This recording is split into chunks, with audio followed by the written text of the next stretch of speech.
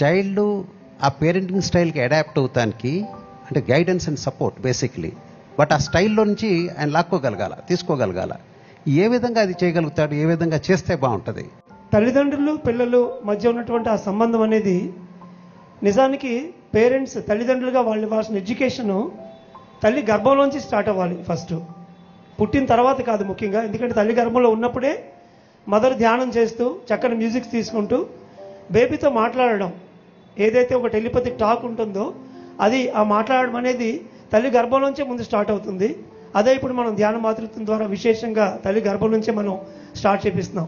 అదేవిధంగా పుట్టిన తర్వాత డే 1 నుంచి వాళ్ళకి ఫ్లాష్ కార్డ్స్ కానీ అన్ని రకాల ఇన్పుట్స్ ఇస్తూ, ఇందాక సార్ చెప్పారు టైం చాలా ఎక్కువగా ఇవ్వాలి అని న్యూటన్ సార్ చెప్పినట్టు, ఆ మొట్టమొదట బ్రెయిన్ డెవలప్మెంట్ జరుగుతున్న టైంలోనే ఫస్ట్ 8 ఇయర్స్లో కనుక తల్లిదండ్రులు చాలా ఎక్కువగా టైం పెట్టి ఆ ఇన్పుట్స్ పూర్తిగా ఇచ్చినప్పుడు ఫస్ట్ 8 ఇయర్స్లో ఏదైతే బ్రెయిన్ డెవలప్మెంట్ న్యూరాన్స్ ఉంటాయో ఆ సమయంలో ఎక్కువ సమయాన్ని కేటాయించడం ద్వారా వాళ్ళు ఆ అడాప్షన్ అనేది తీసుకోవడం మొదలవుతుంది అక్కడ. యాక్చువల్లీ ఒకసారి అంటే మొక్కై వంగనది మానై వంగదని మనం చెప్తాం.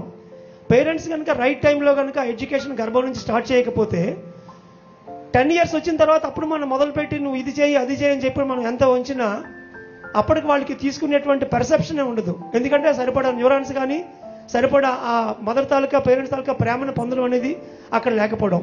సో ఈ పాయింట్లో మొట్టమొదటి ఫెయిల్యూర్ ఏంటంటే గర్భంలోంచి స్టార్ట్ చేయాలి అనే విషయం మనకు తెలియకపోవడం. వాడు పుట్టి పెద్ద అయిపోయి స్కూల్కి వెళ్ళిపోయి ఎప్పుడైతే ఎదురు తిరగడం మొదలు పెడతాడో అప్పుడు మొదలు పెడతాం వాడికి టీచ్ చేయడం, ఎందుకంటే వాడు వినట్లేదని చెప్పి.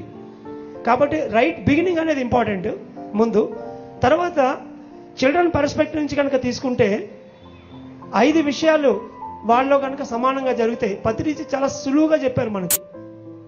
ఆటలు, పాటలు, చదువులు, పనులు, ధ్యానాలు అన్న 5 విషయాలు ఎప్పుడైతే వాళ్ళకి మనం ఇవ్వగలుగుతామో వాడు చాలా వండర్ఫుల్గా ఉంటాడు. ఒక రోజులో ఈ 5 విషయాలు ఇమిడి ఉండటం వల్ల పేరెంట్స్ చెప్పేటువంటి ఏ విషయాన్నైనా సరే తీసుకోవడానికి వాడికి చాలా ముచ్చటేస్తుంది.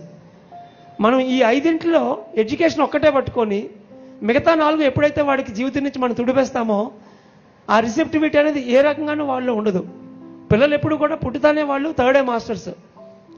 జన్మ ప్రణాళికను వాళ్ళు తీసుకొని విత్ థర్డే వాళ్ళు వస్తారు ఇక్కడికి. మనం పెట్టే తిండి వల్ల, మనం ఇచ్చే ఎడ్యుకేషన్ వల్ల వాళ్ళకి ఇందాక సార్ చెప్పినటువంటి 2 నీతులకి అతీతంగా వెళ్ళిపోయాం మనం పూర్తిగా. ఒకటే ఒక నిరంకుశత్వం అన్నటువంటి ఒక యాంగిల్లో వెళ్ళిపోవడం వల్ల ఏంటంటే ఆ రిసెప్టివిటీ వాళ్ళలో ఉండే అవకాశమే లేదు.